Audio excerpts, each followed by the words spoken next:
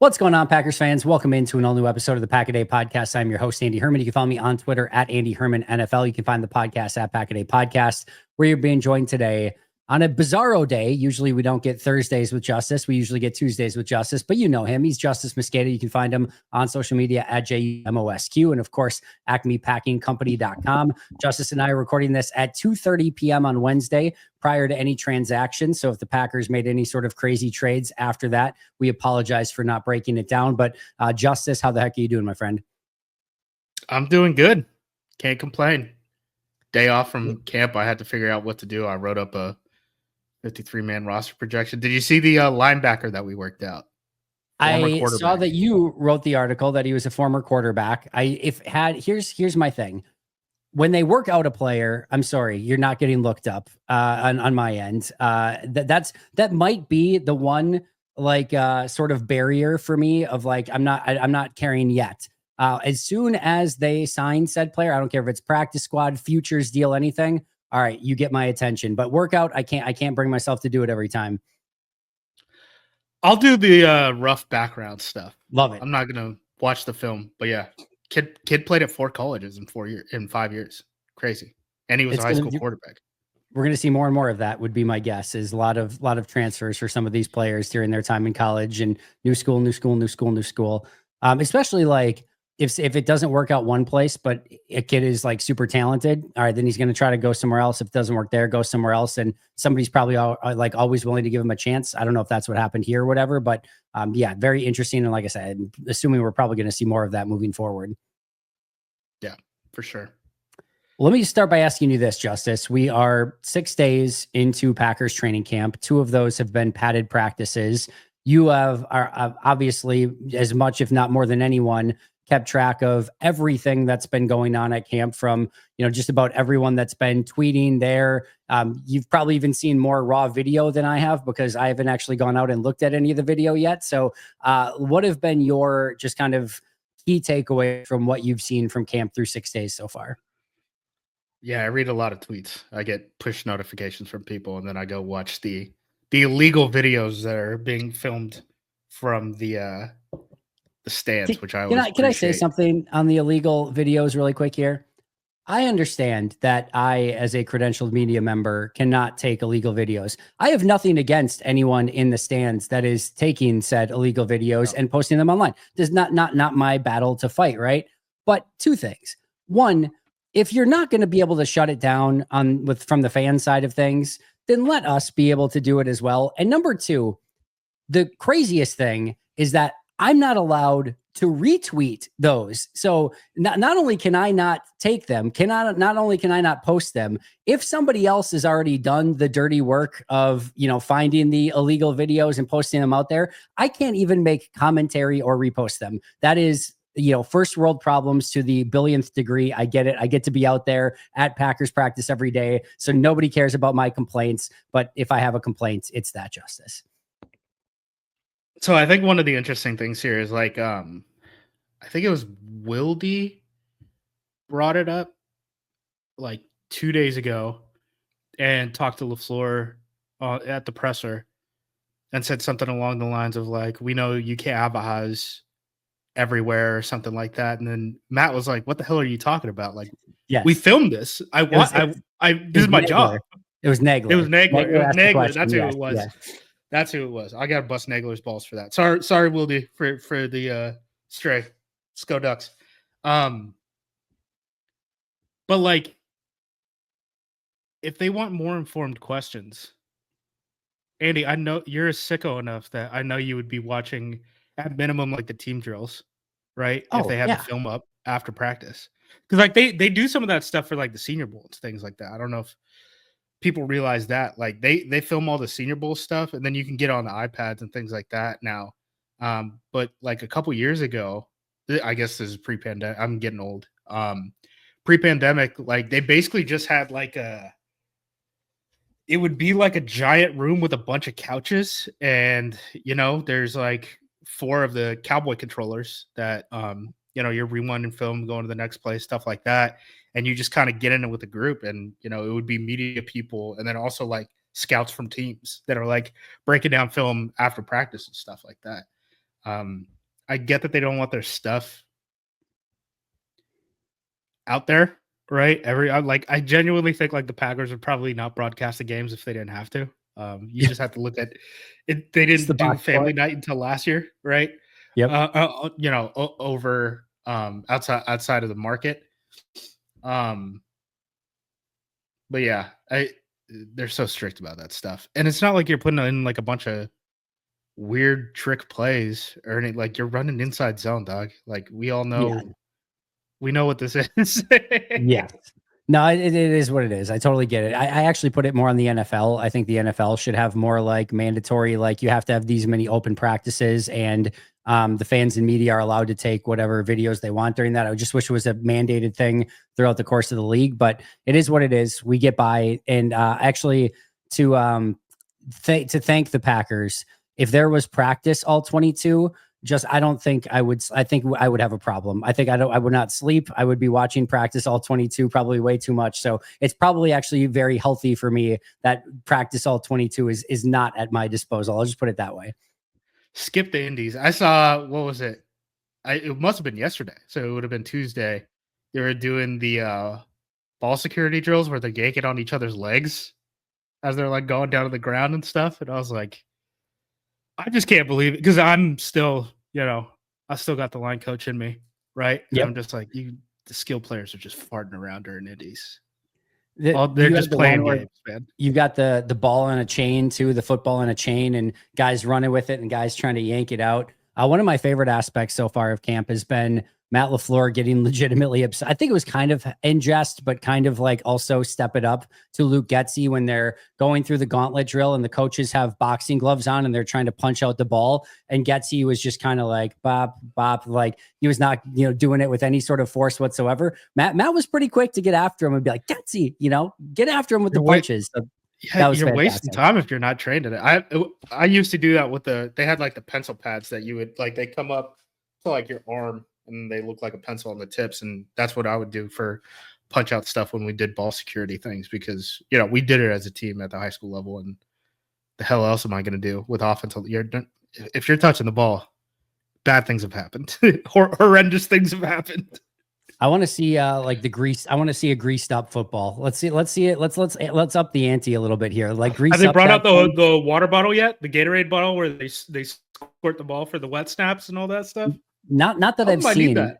Not that I've seen. It could be just that I have not been looking for it though. That's for sure. All right. Outside of that sort of stuff, what's kind of caught your eye from anything that could actually matter throughout this season, or just through the first 6 days of camp, if anything? One of the big ones, Jordan Morgan, obviously, when Goot comes out in before the first practice of training camp and says it's an open competition left tackle. And then Morgan basically doesn't get left tackle snaps for the entire week because he's filling in at both guard spots. Just doesn't match up with what you said, right?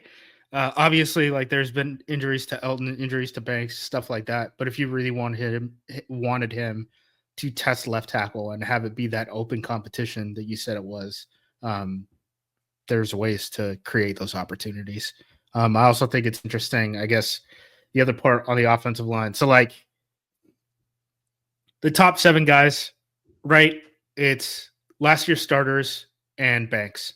And then Morgan is working in, and Jacob Monk is working in. But then that 8th guy so far has been Travis Glover. I think from a 53-man standpoint, that's a really important thing to note because, I think Travis Glover, Kadeem Telfort, John Williams, who is still dealing with his back injury, right? We're probably, and I get maybe like Donovan Jennings if you want to throw him in there Jennings too. Yep. Yeah. Those guys are kind of fighting for one spot, right? I think the Packers are probably going to keep 9 in week 1, unless there's, a funky injury or they want to go really low with the offensive skill players. It's probably going to be one guy. And right now, Travis Glover seems to be the leader there. So I think that's interesting. Matthew Golden, like I'm not surprised Anthony Belton isn't getting worked in. Like, even though he was a 2nd-round pick, the Packers, unless they clear the runway like they did at safety last year, where they picked 3 guys and they're like, hey, one of you guys is going to start. They really don't work in rookies into first team lineups very quickly at all. The fact that Matthew Golden is getting in and he's making plays, and I see you tweeting out like he just caught like a 70-yard touchdown. And it seems like this stuff is happening every day. It's hard not to get excited about that, Andy. It's hard not to get excited about that. Not only is it starting to, or like, is it happening every day? It's growing every day. Like, he's getting more opportunities. He's making more of those opportunities. You see less of the mental mistakes. You see more of the raw natural talent taking over. So it's like he's flipping the switch even more every single day, which is what I'm probably most excited about. The offensive line stuff's interesting too. I always talk about, like, if they just had one of those guys, like there was either Telfort or John Williams or Donovan Jennings or a Travis Glover, or like just one of those, I think you almost maybe get more of an opportunity just to keep 10. I actually think sometimes it's to the detriment of those guys when you've got 4 or 5 of those guys that are maybe competing for 1 or 2 spots. As a GM, I probably feel a lot more confident that I can just release the whole lot of them, and I'm going to get one of them back on the practice squad, 1 or 2 of them back on the practice squad. I'm not going to lose 5 offensive linemen. So I'll get a Donovan Jennings and a John Williams back on the practice squad. We'll be good to go. And if I somehow lose a Kadeem Telfort, I'm probably not going to lose any sleep over it. So I almost think that the depth there is probably almost a little bit worse, where rather than because they have that depth, they want to keep 10, because they have that depth, it's almost more enticing just to keep 9. Okay. This is a good pivot. I want to talk about a different position, which is almost the inverse of that. So linebacker. Okay. Yes. Linebacker is going to be weird, right? Again, you have a lot of offensive skill players, right? We have probably 6 receivers that are going to make this team, not including Christian Watson at this point. Yep. You have the potential to keep 4 running backs. You have the potential to keep 4 tight ends, something that I know Bisaccia would want, right? You're going to keep 5 safeties because that's what Bisaccia wants. Yep. 5 cornerbacks. You're going to need 5. I don't know if you have 5. You're going to need 5 to get through, like, just to make sure you could get through an NFL game. So I think at linebacker, especially with the fact that Colin Oliver, can play some of that off-ball Sam type of role, right? That strong side linebacker. I think it's going to be tough to keep more than 5. Right now, the Packers have 7 linebackers under contract. I think it's pretty clear the starters, at least at the beginning of the year, are going to be Quay, Edger, and Cooper in the 2 linebacker sets, McDuffie coming off the bench at the 3 linebacker sets. Their preferred guy off of the bench at this point seems to be Isaiah Simmons. I don't think Tyron Hopper is going to get cut. So that's your 5, right? The other 2 guys on that team, Christian Welch, who they cut last year, immediately got scooped up and ended up playing not just regular season games for 1 team, but 2 teams. Who knows if you're going to be able to land him back on the practice squad, right? That's a legitimate concern when you have a guy who can contribute to special teams like that and has bounced around the league and has found open roster spots, right? That leaves your only practice squad guy that maybe you knock on wood, you can get him, is Jamin Johnson, who obviously had a market because I think he was like 260th ranked on the consensus draft board in a draft class with like 258 draft picks, right? So he was like right on the edge of being one of those draftable guys, which kind of, the media grades don't have to be gospel. We see that, like, Isaiah Bond still hasn't been picked up by a team, right? And he was ranked on high on this. Yeah. But I'm just using that as like an example. Like these grades aren't perfect. But he also received, I think it was like $115 million guaranteed, or 115,000. Sorry, that'd be a big UDFA. Huge number, $115,000 guaranteed, which also showed that he sort of had a market. So do you think that no other team will call on for Jamin Johnson? I don't know if you could say that at this point, right? So I think that's maybe one reason why the Packers are like, who's this quarterback turned linebacker who ran really fast, and he might at least be able to be a practice squad body for us, which at this point, I don't know if you could 100% pin that down right now and say we definitely have a practice squad guy. And it might be more intelligent to use a roster spot that way than on a 18th wide receiver or whatever. So here's my initial take. I think the second part of this is maybe easier than the first. My guess is they feel like they need one more linebacker just for preseason games. Quay's not going to play. You're probably not playing Edgerrin a ton. And then you get to like how much are you playing McDuffie? How much are you playing? Yeah, my guess is Isaiah Simmons can play a bunch. We know Tyron Hopper is going to play a ton, you would think. Yeah. Jamon Johnson. He should. Yes. And then Jamon Johnson and Christian Welch are probably playing, but like you probably need at least one more linebacker because Colin Oliver is not going to be maybe cleared for any of the preseason games. If so, it's going to be at the end, and they probably put him more as a defensive end would be my guess. I feel like they probably just need one more guy in that room just to kind of get through fourth quarter preseason game stuff where you maybe don't want to play McDuffie, Cooper, Quay, maybe even Hopper by that time. Like it might just be Welch and Jamon Johnson. And you probably, if one of those guys go down, you're like, all right, I guess we got to put McDuffie back in the fourth quarter of this Packers Jets first preseason game. I think they just want one more body there. That's my guess. But practice squad certainly a portion of that as well. As far as like keeping players, I don't think Jamon Johnson has much of a chance at this point, but crazier things have happened. I think that's probably. I had high expectations, but the space really was for Christian Welch, Jamon Johnson, and Isaiah Simmons to really compete for one practice or one roster spot. Yep. And it seems like Simmons is running away with it. Right. Totally agreed. Yeah. So then I think the question becomes, so I forget who reported on this. It was either Huber or maybe it was Pete Doherty. I forget which one, but they wrote, I think it was Huber, which players have been on at least three special teams units. And he had Welch, Simmons, Hopper, Zane Anderson, Valentine, Bullard, Brooks, those ones. And I know this player's not on there, but I know Bo Melton is on like all of them as well. So my question more becomes, we know Simmons is going to make it. Hopper's going to make it. Valentine's going to make it. Bullard's going to make it. I think Brooks probably's got a great chance at running back. I think he's probably ahead of Wilson at this point. So you then get to potentially Christian Welch but you have Christian Welch, Zane Anderson, Bo Melton. Can you keep all three of those guys? I think that becomes a little bit more interesting. Maybe you can. Maybe I think Zane probably tight end. Are we cutting a running back? Like, yeah, those are going to be the interesting. Like, I think it's kind of structured pretty well outside of like. Well, I guess there's a long way to go, right? The bottom end of the cornerback depth chart, defensive end, the offensive line. I think there's still time for that to shake out. But the rest of the positions, I feel like there's a pretty clear pecking order. And then the question is just how many guys do you want to keep at these positions, right? And that's where, these big conversations, right? Where it's like, okay, running back, are they going to keep 4? Well, if they keep 3, who do they cut? And is Marshawn Lloyd healthy? Like, this is his 4th injury, 5th, if you want to count the appendectomy, which I'm not sure is fair. In a year, right? That's not a great situation. Tight ends. Sacha really likes keeping tight ends. I don't know what to tell you guys. Safeties. I mean, you just listed off all those guys who played on all these different special teams units, right? Brooks was the only offensive player, I think.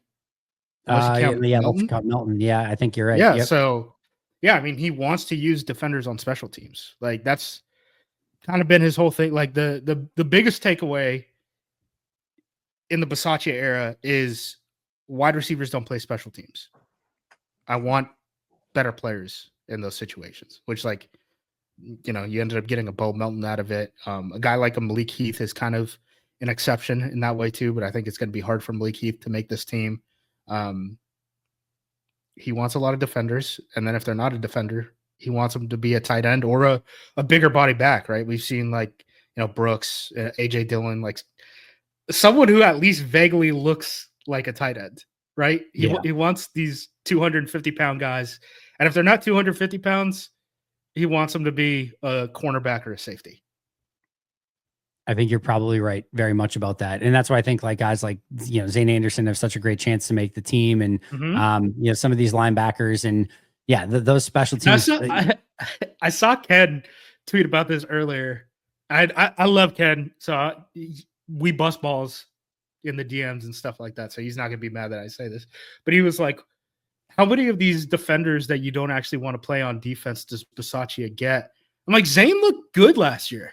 Yeah. Zane wasn't bad when he came in. Well. No, Zane was very good when he went in. I didn't see Nagler win at it with it. Oh, you just said something in the defense of that exact same thing. Where like Zane was pretty darn good last year when given the opportunity. Yeah. So now I'm there too. I on my initial 53 right after minicamp, I think I didn't have Zane on. I was just playing with it to try to get some extra spots somewhere. I think he's on. I don't think there's really any question about it at this point. The only thing, Zane. I hate to break it to everyone, 28 years old. He's like, the fifth oldest guy on the entire team, basically. So he's an LDS kid, right? Yeah, I think you might be right. But McManus and Orzik, and then Elton Jenkins, Kenny Clark, Keyshawn Nixon, and Zane Anderson. Those are the only players 28 years of age or older. And Zane and Keyshawn are the two 28-year-olds of that group. So he's an old man on this roster. So there's not a ton of like long-term upside or anything. That was the only reason I was kind of playing with it in my head too, of like, hey, could they figure out something else? Also, not for nothing, Omar Brown's had a pretty nice start to camp too. Was also a special teamer for them. Did get called up. I don't think that's going to happen. They can't keep 6, man. No. That's what I'm saying. Is there another competition? Like, hey, Omar Brown's like 24. Zane Anderson's like 28. Going on 29. But yeah. I think Zane Anderson makes it. I think a lot of these guys do. Welch is, I think, going back to your initial conversation at linebacker, really the interesting one here of, do they go with 6 linebackers? He's on the older side too, right? And again, 27, yep. I want to point out some of these conversations that players have is influenced by like so like if Kingsley Enagbare gets cut, right? Just to throw another name out there. He won't come back with the Packers because he shouldn't come back with the Packers. Correct. Because he's been through 4 off seasons with the team, and they said, you are not a rosterable NFL player. So what are the chances that you could change their opinion based off of what you do in a reserve role in the practice squad, right? Yep. Versus getting another opportunity in front of a new set of eyes with a new coaching staff and getting a fresh start with them, right? Yep. In that same vein, if Welch gets cut, he'll be cut the second time in 2 years after going through 2 camps with the Packers. Why would he come back? Yeah. Right. You're signing up. You're signing up for this in perpetuity, essentially, right? Which is not to say that line of thinking is absolutely 100% true, and there aren't exceptions to that rule, but that is how players' representation generally think of those type of situations. In the past, I'd used a guy like Samori Toure as another example for this, right? Where it's like, once you make the 53 and then they don't think of you as the 53 guy, you probably got to leave town at that point. You got to get in front of a new set of eyes. I'm totally with you. Well, let's go through this because I have not taken a look at your 53 up until right now, literally as I'm looking at it right now. So let's just kind of AcmePackCompany.com. Yes, Acme Pack. I guess facelift next week. Is this okay that we go through this, or do you want to keep the readers? No, go for it. All right, just want to make sure I didn't want to spoil everything. You have me on for an hour. If we don't talk about this, I don't know what else we're gonna go with. Oh, yeah, because we've always had trouble filling an hour. That's always been a huge problem for us. Zack Tom contract details. That's a gorgeous contract, by the way, but we can get to that if we have time as well. So you've got 2 quarterbacks, Love and Willis, totally agreed. Nothing to converse about there. 4 running backs, Jacobs, Wilson, Lloyd, and Brooks. I tend to agree. I think the Wilson one, I think Lloyd, Brooks, Jacobs, not obviously. So this is one thing that you brought up that made my face go a little bit question mark, just because it hasn't been something that's been talked about a lot. Brooks ahead of Wilson? You said Brooks ahead of Wilson. How come? So he's just been playing, I think, more with the top group and is getting more of those opportunities as in the pass blocking sets. We haven't seen a ton out of Wilson. I forget who I was having this conversation with, if it was Pete or Paul or Spoff, or I forget who it was. But anyway, the interesting thing about Wilson is, let's say, I don't even want to say the words, but let's say there's an injury to a certain number 1 running back.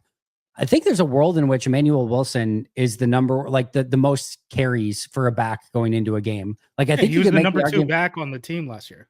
Yeah. So like if you had to give like 15 carries to a guy, I don't think that guy's Chris Brooks. I don't think you're going to give Marshawn Lloyd that workload. Maybe I'm wrong about that, but I don't think so. Like, I think Emmanuel Wilson if there's an injury to Jacobs today, I think Emmanuel Wilson going into week 1 is probably the guy that I would bet gets the most carries. But if Jacobs is healthy, you almost kind of don't need Emmanuel Wilson. Like Jacobs is going to get the vast majority of the carries. Marshawn Lloyd is going to, assuming he's healthy, is going to be your change of pace. Chris Brooks can carry the ball, plus is going to do all the pass protection stuff, all the third down stuff, catch the ball to the backfield.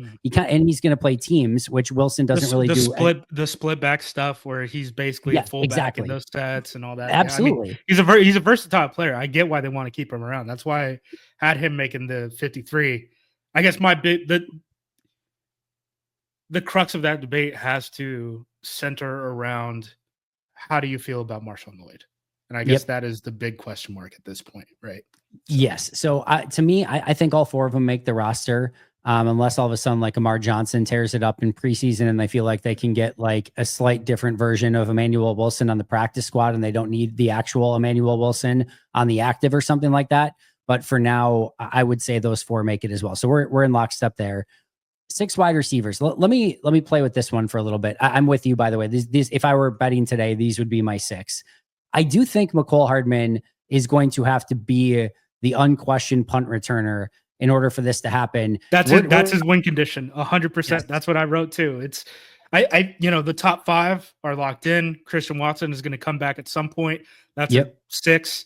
You want to count Bo Melton? That's 6.5. What is the value in 7.5? The value has to be he wins the punt return job. That is, and maybe he can win the kick return job too. I know Bisaccia talked about that a little bit. Kind of doubt it. He's definitely a better punt returner than kick returner. Keyshawn is a better kick returner than punt returner, as we've seen. Jaden Reed, even though they keep throwing him out there, is not a very good punt returner. So there's definitely room to get good, much better at punt returner. Mecole Hardman has that special skill set that can actually provide to that room as that 6th receiver. But I do agree with you. That's his win condition. You got to win the punt return. Just going back to the Melton conversation, we heard one of the takeaways from Matt on Tuesday was that it's not like a foregone conclusion that Bo can't play wide receiver anymore. They're just focusing him on corner for this training camp to see what he can do and if he can kind of add that to his resume, if you will. I do wonder. He's not going to. It's not the Men in Black thing where like he just forgets how to play wide receiver immediately. Exactly. He's not putting on 20 pounds to play court. Like that's not what's happening here. I do wonder, even if he becomes again more of like, let's just pencil Bo Melton in as like the Matthew Slater or whatever. Is Matthew Slater the Patriot guy, or am I thinking of the Rams? Yeah, I think Jackie Slater's the opposite. All right, so Matthew Slater, the Patriots special team guy. Like if Melton just makes it, I do wonder if Hardman's not the punt returner, if Bo is just your 6 until Watson comes back, that's the way to kind of still keep him on the roster. And you get him as a depth piece at corner as well. Plus he's playing on every special teams unit. Like I do think that you don't necessarily need him on this list again, unless he is the primary punt returner. If he is, that again is probably his ticket to the active 53.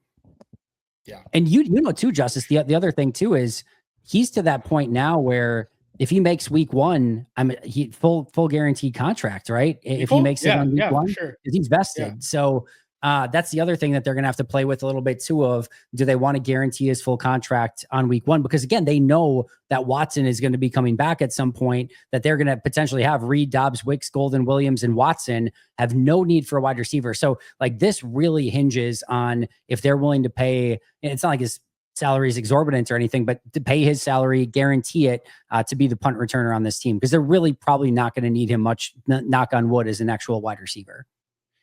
And the Packers wide receiver room has significantly changed since Mecole signed that contract, right? Mecole signed that contract after the first 2 waves of free agency had passed over. The Packers hadn't made a signing at wide receiver. And at that point in time, if you guys remember, the big question was, do the Packers have any speed at the position, right? And that probably is one reason why Mecole signed with the Packers. Well, since then, they've drafted Matthew Golden and Savion Williams, 2 guys who run very fast. So his opportunities on the offensive side are very different now, right? So if you don't want to have his contract guarantee, I don't know if you can do the same thing that you've done with like Orzic in the past, where you're like, okay, we're going to cut you at the deadline. We're going to use a waiver wire pickup to, let's say, pick up a defensive tackle, right? Or something like that at the deadline. We'll cut one of our defensive tackles and then we'll sign you the next day. Well, I don't know if Hardman will sign back with the Packers because they've now added players who can kind of replicate what he can do on the offensive side of the ball, are cheaper, are younger, they have multi-year commitments, all this stuff.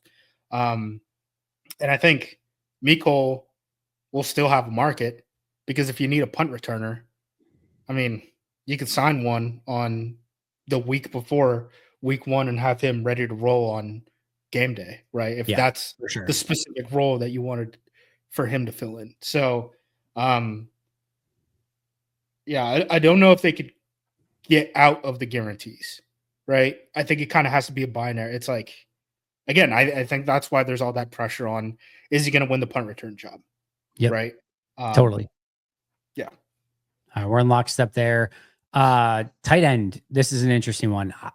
I know I totally understand the special teams argument. I don't think they have 4 rosterable tight ends on this. Not to like needing that amount. And I also think that I think this is going to be Kraft, Musgrave, and Fitzpatrick. Justice has Ben Sims on the roster as well. I think there's a world in which you can get Ben Sims and Messiah Swinson back in the practice squad. And for those few games that you want 4 tight ends, or if you feel like you need that extra special teams body, that you can call those guys up if need be and just kind of go in that direction. I also think if there is a spot where there's a player that ends up on the 53 that is not currently on this roster in any capacity, I could see them being a little bit active on the waiver wire or something like that, where maybe they find a new number 3 tight end to back up Kraft and Musgrave if they're not super thrilled with either Sims or Fitzpatrick. But I do think it'll be Fitzpatrick. They did give him a little bit of bonus money, and my guess is it's 3 tight ends and he's the guy. Yeah, Fitzpatrick got, I think it was pretty similar to like the high-end UDFAs. He got like 115 or something like that. 1,000, not million, by the way. Fitzpatrick started taking away reps from Sims in the second half of the season last year. Not surprised because he was a midseason pickup. I do think if one goes, it's going to be Sims. It seems like they like Fitzpatrick more in that blocker, special teams contributor role. I don't think I'm not so disillusioned that I think that they're going to be throwing to the 3rd or 4th tight end a lot. I don't think that's why those guys have NFL jobs. But Musgrave is a little shaky, right, in terms of his health, and Bisaccia likes to keep 4, so we'll see what happens. That'll be an I'm still going 4 right now, but if it's 3, wouldn't be that shocked. Would be surprised a little bit if at some point during the season they didn't get up to 4, even if it isn't week 1, just because they generally like to have numbers there. Especially like when Musgrave and Kraft have been healthy, they want to be a 12 personnel team, right? Yep, and a little bit. It's kind of hard to do that if you only have one backup at the position. So fair. Although they've shown the ability to transition to a non-12 personnel team pretty easily if like Musgrave's not playing or not playing well. So they have. But I mean, if you're game planning and all that stuff, like we heard it from Matt when he was talking about the pony things, right? And he's like, but it's so tough because we only really like Jones and Dillon, and if one of them get hurt, then all of our pony stuff kind of gets thrown out the window. It's like, I don't know. Can't Bo Melton just has to work, but can't Bo Melton be the other tight end? Can we just add that to his list as well? Mind you, this is when the Packers were only running like swing screens, like swing screen RPOs out of pony. They figured out the spinner stuff this past year. That's nice, but yeah, I disagree with that. The spinner stuff is alive and well, by the way. There's been a good chunk of spinner stuff in practice, so it is alive and well. Yeah. If you're hoping that's not going anywhere, by all accounts, that's not going anywhere. Offensive line, you have 9. I would agree with that list. Could the Kadeem Telfort, John Williams, Donovan Jennings group of players battle for a 10th spot or battle with Travis Glover for one of those spots? I think absolutely. But I agree with your list of 9. If you want to check it out again, go over to acmepackingcompany.com. We have the same 5 defensive ends, I think, as well. I've been on the Inigbari is probably not worth the $3 million. and it's probably better to go with Brenton Cox bandwagon for a while now. I think a lot of this just comes down to Colin Oliver, and if he can show anything and be ready to go by the start of the regular season. If not, that makes it a little bit more interesting. And pass rushers are tough to find, so I could easily see a world in which they keep 6 and Enigbari gets a spot here as well. But I do think 5 is workable. Defensive tackle is where it starts to get another really interesting conversation. You've got Clark, Wyatt, Brooks, Wooden, and Stackhouse. Stackhouse has been really fun, really, really fun. I talked about it on Why Wednesday. I put him in there. You guys can't stop talking about him.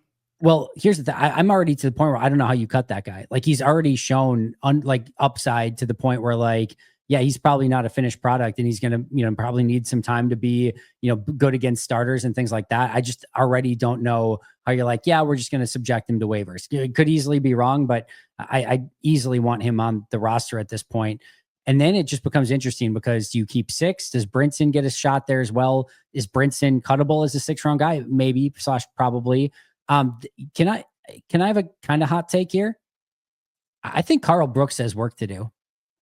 I think Wooden is ahead of Carl Brooks right now. Wyatt and Clark aren't going anywhere. Stackhouse has looked good. Brinson, they just spent a draft pick on.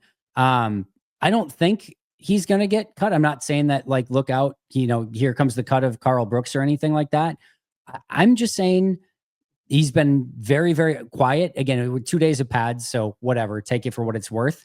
But I've really liked what I've seen out of Colby Wooden so far. Like, if you told me right now one of Wooden or Brooks make it, I think I might go with Colby Wooden out of him, because I just think he's been a little bit stronger, a little bit more impactful. But I'm interested of how this one plays out for sure. When I released that was one of the biggest pushbacks I got was, why do you have Wooden making the roster? Just cut him. And yeah, I don't think so. When Kenny wasn't able to practice, Wooden was the starter. Yeah.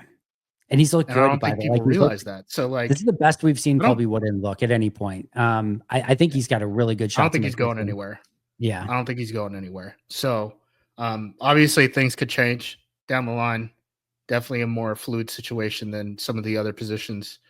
But right now, if you ask me who the number 3 defensive tackle on this team is, I'd probably say, based off of at least the coaching staff, not off of like what I think of the player or anything like that, like based on how the coaching staff is rotating these guys, I think they like Wooden as the 3rd guy right now. So I think so too. I think he's very much in that spot right now. So yeah, I don't see him necessarily going anywhere. That's a really interesting one. We'll see if Brinson can, kind of earn that spot too. Meanwhile, Joe Burrow is talking about TJ Slayton's impact over in Cincinnati already. So big TJ Slayton getting some shout outs from his quarterback over with the Bengals.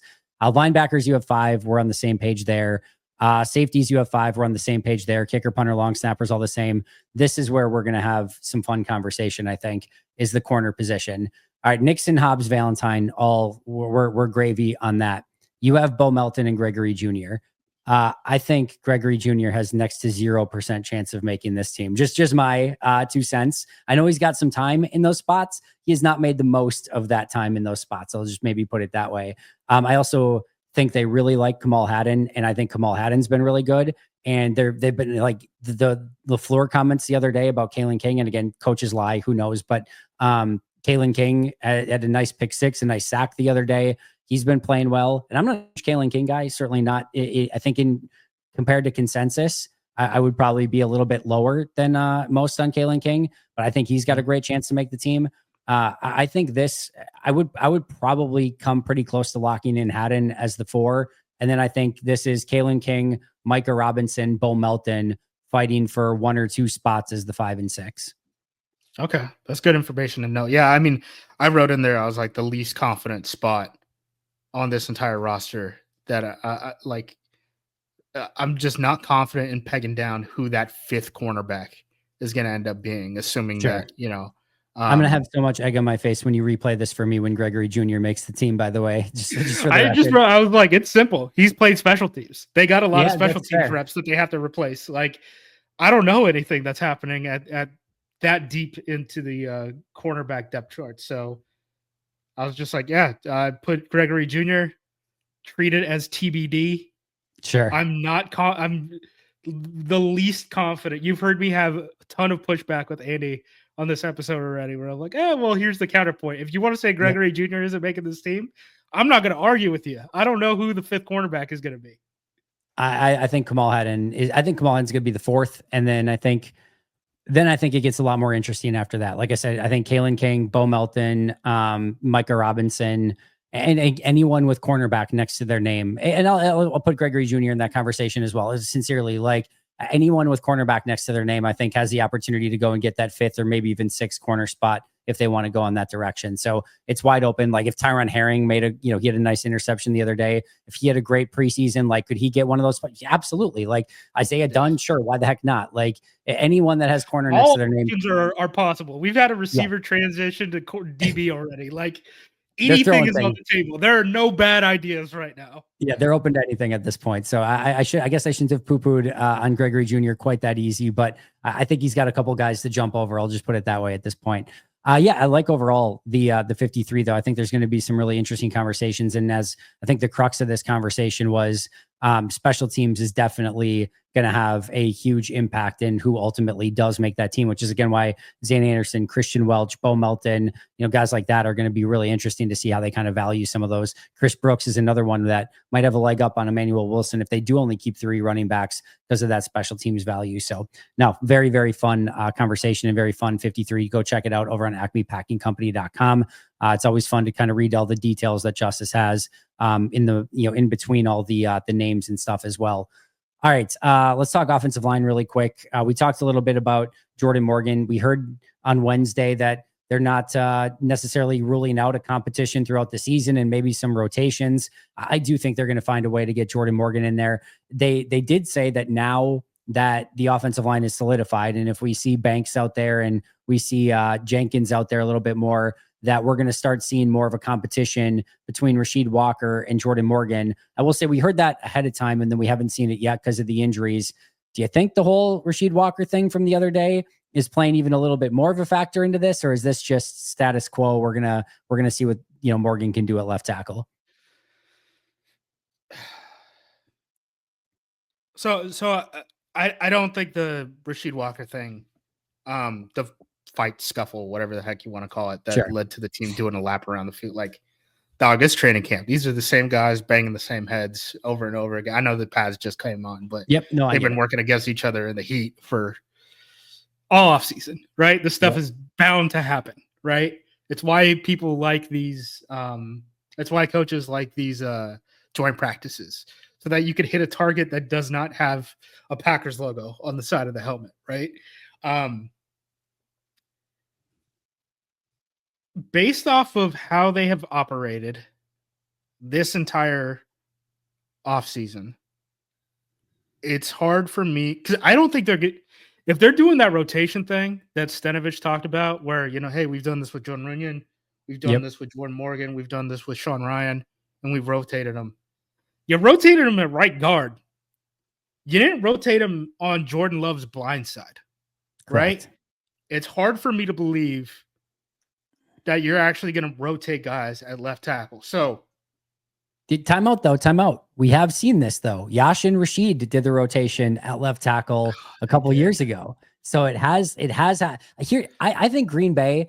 I was messaging with Bukowski a little bit because he's like, with Morgan not doing left tackle and stuff. And I'm like, I think it's honestly just because they had the openings at, with Banks out and with Jenkins out, and they were just able to get all those guys out there. I think Green Bay is literally a blind side, right tackle, center, left guard, right guard. I honestly don't think they care. And I honestly believe if you are out there on one of the offensive line spots, they feel like you're training just as much for any of the other spots, even if that's not where you're going to be. I honestly think we've heard forever this idea that, listen, this is not Madden. You can't just take the left tackle and go up there into player management and move it to right guard. That's not how this works. I think they think it does. I honestly think that they are in the player management tool in Madden and just being like, oh, you're 360 pounds, Kadeem Telford at right tackle. Guess what? Today we went into player management and you're a left guard now. So get out there and play left guard. I honestly think that's how they view it at this point. I mean, the rotating guys in mid-game, something that does not happen at the NFL level, right? I mean, they do a lot of funky things on the offensive line. This is the point that I wanted to make, though. Sure. I do think that they ultimately want Jordan Morgan to be their left tackle because the difference between what Zack Tom got and what Rasheed Walker is probably going to get next offseason, whether it's with the Packers or another team, it's not going to be that different, man. No. It really isn't. Like, that Zack Tom deal is really good for Green Bay, and we can talk about that if you want. But I think ultimately what they want to do is make sure that they don't need a backup plan for Jordan Morgan at left tackle next year because Walker's deal is expiring. Sure. They want him to bank these reps, right? They want him to prove that he could be a left tackle. And then they're probably going to play him at right guard. And they'll maybe have him rotate with Sean Ryan. Based off of how they've operated this offseason, that seems to be really the only thing that makes sense to me. And I know guys bounce around all the time. Jordan Morgan even played left guard a little bit because of the Banks injury and stuff like that. But ultimately, I think they just want to be like, okay, we'll get you playing time. We'll get you NFL reps. You'll be able to develop. You're not going to have the shoulder injury that you dealt with literally all last regular season, right? If you guys, people forget about that too when they talk about Morgan, is that he was banged up since week 1. Yep. But they want to make sure that it's like, okay, knock on wood, like we do have this break in case of emergency thing with Anthony Belton, right? But we want to make sure that we don't have to double, triple down on a potential starting left tackle next year, and that we can at least have you be the leader. And then Anthony Belton is the new Jordan Morgan, right? Where it's okay, is he going to compete at left tackle? Oh, is he going to compete at right guard? Oh, are we going to rotate? Like, we have our new rotational linemen. Then so I think that's the Packers' intent, personally. And even they kind of backed down on some of this stuff. Like, it was like, yeah, left tackle's an open competition, but obviously Walker has experience, and it would have to take it would have to be a pretty impressive thing for him to get knocked out of the lineup and stuff. And I'm like, okay, you're just banking reps then, and that's fine. It's training camp. I'd rather Morgan be on the field right now if he's going to actually play offensive line in the regular season than Travis Glover getting tackle reps with the ones, right? When Walker needs a breather or something like that. So, yeah, I don't see the harm in it. I just don't necessarily think that all of the words that have come out from the Packers during these press conferences align with their actual actions. If I told you next year the starting offensive line would either be Morgan, Banks, Jenkins, Morgan, Banks, Jenkins, Belton, and Tom, or Belton, Banks, Jenkins, Morgan, and Tom. So same thing, except Belton at left tackle, Morgan at right guard, or Morgan at left tackle and Belton at right guard. Which one do you think would be more likely? Me personally, I think Belton's a guard. And I've thought Belton's a guard since the draft process. I know people keep talking about his footwork and stuff like that. On the relative scale of NFL offensive linemen, especially tackles, I don't know if his footwork is actually that good for that size. What he can do is put his head through something, right? I think that translates a lot better at the guard position. I actually think that that's kind of the Packers' ideal plan for 2026. The player I actually have the biggest question about is Jenkins at center. I think Morgan is going to be their left tackle. I think Belton is going to be their right guard. Obviously, the other two guys are signed. And then Jenkins, it's all right, $20 million. Is he worth it for 1 year? Right. And you might have a choice between Jenkins at 20 million, Sean Ryan at 12 million, or Jacob Monk at 2 million or something like that, or 1.5 million. So they're definitely potentially. You have free agency, you have the draft. Yes. If you clear $20 million, the Packers are gonna have some cap space, a little bit. It's like a sliver of cap space going into next year. So if the Packers want to get rid of $20 million of cap space by letting go of Jenkins, they can go into the free agency market and probably sign 2 guys for the year 1 cap hits that it's going to cost to keep Jenkins on the roster. So no question. Yeah, I mean, that's ultimately why Jenkins was like, yo, Give me some guarantees. I get a new deal or some sort of assurances that I'm going to be around next year. This is not good. All right, a couple quick ones. Let's talk about Zack Tom. Cap number 7.4 million, 12.1 million, 18 million, 24.0, basically 30.0. Those are your next 5 years of cap hits for Zack Tom. I thought he was going to get about 25 per on this free agent market. He's making 18 less than that this year, 13 less than that the following year, 7 less than that, 1 less than that, and then 1 year of 5 million more than 25 million in his final year, which by 2029, who knows what crappy tackle is going to be making 30 million by that point in time if things continue to go up. Dan Moore might be at 70 mil by that point in time. So yeah, this is I have no words. It's a beautiful deal for Green Bay. Yeah, and I think it got stressed even more when Bernhard Reitman, who non-Pro Bowl, non-All-Pro tackle, right, for Indy. I think same draft class. I think he was drafted in the 3rd instead of Tom in the 4th, right? He got 25 million per year and $60 million in guarantees. That is literally twice the amount that Zack Tom got. Zack Tom has no guarantees beyond his signing bonus. Now, functionally, the Packers are not going to cut him within the next 3 years, right? Because of how the cap hits kind of work out. So cash flow wise, he's going to make 31.5 this year. Good year to be Zack Tom. Good year to be Zack Tom. 6.1 next year, and then 12 in 2027. So over the next 3 years, he is making 16.5 per year. That's what you got to come away with. Gorgeous. He's making 16.5 over the next 3 years per year. And then the Packers essentially have it's salary, but it's unguaranteed salary. And they can create cap space if they release him, right? So functionally, the last 2 years of his contract work out as team options that the team just has to decide before week 1 of the regular season. And those are worth 18 and 24 million. So yeah, the numbers get big toward the end of it. The cap is also going to go up $25 million per year, right?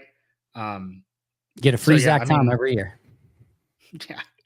But yeah, man, this is an incredible deal for the Packers.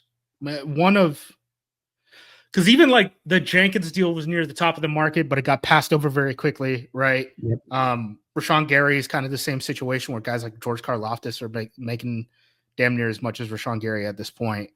But this Tom deal was like, yo,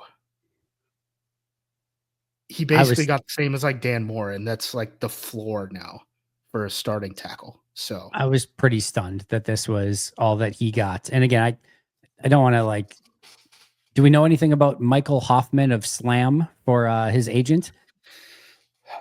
No. I don't know. I've never heard of it either. I don't know him.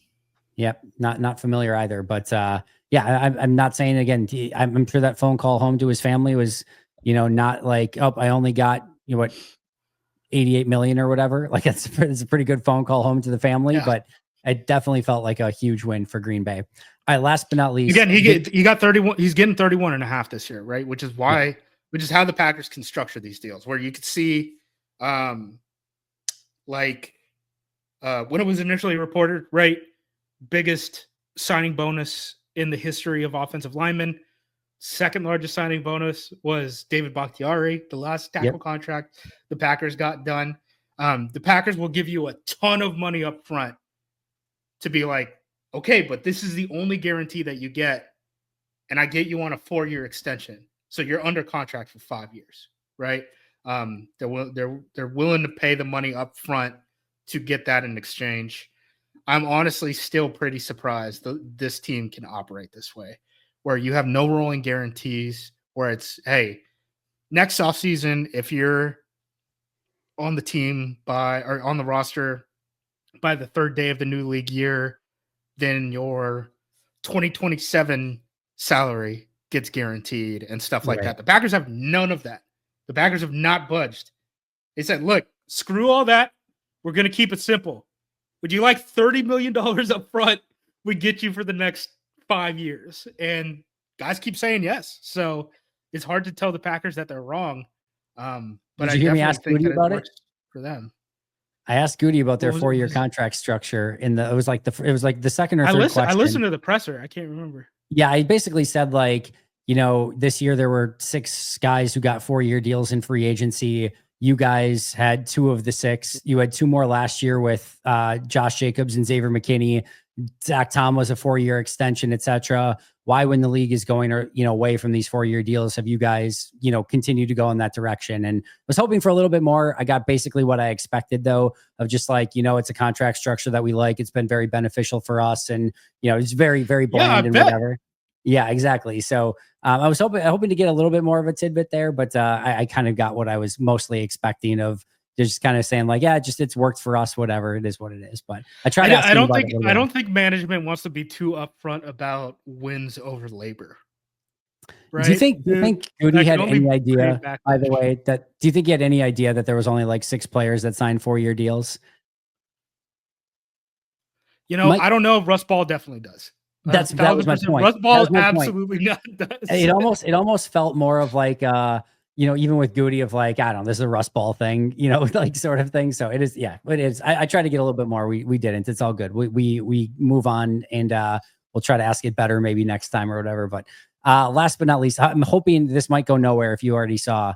Did you see my tweet or did you look up the Packers rookie Madden ratings? I saw it in a glance. Okay, good. I didn't retain any information. I'm aware that it's out there. All right, so I'm gonna go through, and I want you to predict what their Madden rating is. We'll see how close you can get on each of these for their rookie Madden ratings. Matthew Golden, first round pick. Man, so I haven't played Madden in a couple years.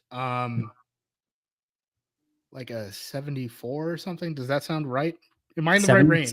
76. You're right. You're right there. So okay. All right. Yep. Right. Anthony Belton. Pretty good. Yeah, not bad. Ooh, Anthony Belton is probably much lower.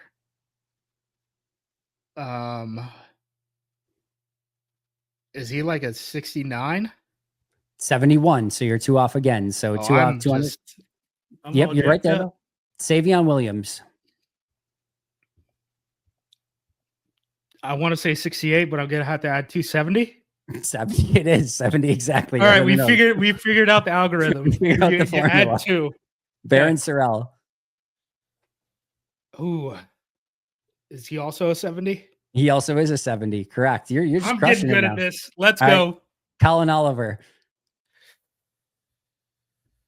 Ooh, 69, but he probably plays better than his rating. He's a 70, so you're 1 off. Fast. It's still really good. I know. Warren Brinson. See, here's the drop off, because I don't think any of the guys who are actually developing Madden even know who the heck these players are. There's no way the headshots are right. The player models look crazy. Let's go like 66. You nailed it. 66. You were on a roll now. Micah Robinson. Probably the same. 65, 66, I would assume. 67. So 1 off again. We'll give you 1 off. And then John Williams, final one.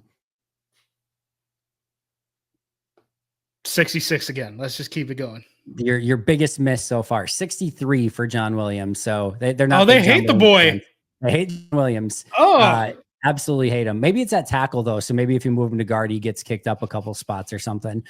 So yeah, Matthew Golden 76, Belton 71, Savion Sorrell and Oliver 70, Micah 67, Brinson 66, and John Williams 63 are your rookie Madden ratings, which are the most important things that we've ever discussed on the history of the Pack a Day podcast. Justis, I cannot thank you enough for joining us. I appreciate you a ton. What do you got coming out on acmepackingcompany.com? Dude, we're having like full site relaunch in a couple days. So we love that. The comment section is going to look a little different. The whole presentation is going to look a little different. I think all of it's good. I always go into change very skeptically, right? Yep. I assume a lot of people probably do the same type of thing. But yeah, I think it's going to be really good for the site. Awesome. Excited for you guys. It's going to be a lot better for mobile. It's going to be a lot better to read pages and not have crazy pop-ups and stuff like that. So that'll all be good. really excited about next week. I think August 5th is when the button gets pressed. So cool. Well, good luck to you guys with that. Looking forward to it. You guys absolutely kill it. And of course, make sure you're following Justis over there, as well as the rest of the team, who all does an incredible job over at acmepackingcompany.com. Follow him on social media at JUMOSQ. Any final thoughts today, Justo? I do want to say one thing, because let's do it. So there's been a couple of things where like just Bisaccia's name gets thrown out on social media, and I see the reaction from Packers fans, and they're like, "He's a terrorist. Get rid of him. We need a new special teams coordinator." I still think Rich Bisaccia is really good at this job, man. And it's not just that the players like him. I know the kicking game hasn't been great under him. I think a lot of that has to do with personnel. Yep. Obviously, he had a hand to play in the Anders Carlson thing, but they picked the third kicker off the board in a 2-kicker draft. That was consensus at the time. And the Packers didn't have any or they had cash. They didn't have any cap space to use on a veteran kicker. We've seen him develop Waylon. I don't think Orzic is an issue at this point. Agreed. Keyshawn obviously had his success. Punt returner has been a giant flub. I think a lot of that has to do with Amari Rodgers was horrendous as a punt returner.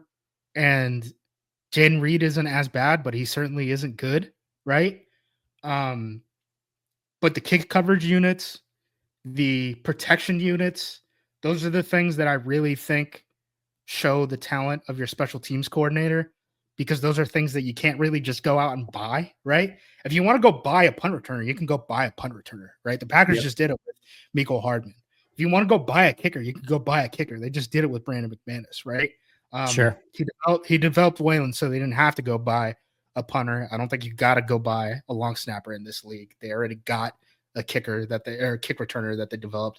But I think the kick coverage units and the protection units are really what you should be judging a special teams coach off of, not the actual like individual specialists who probably have the most impact of the way those things go, which I know seems counterintuitive.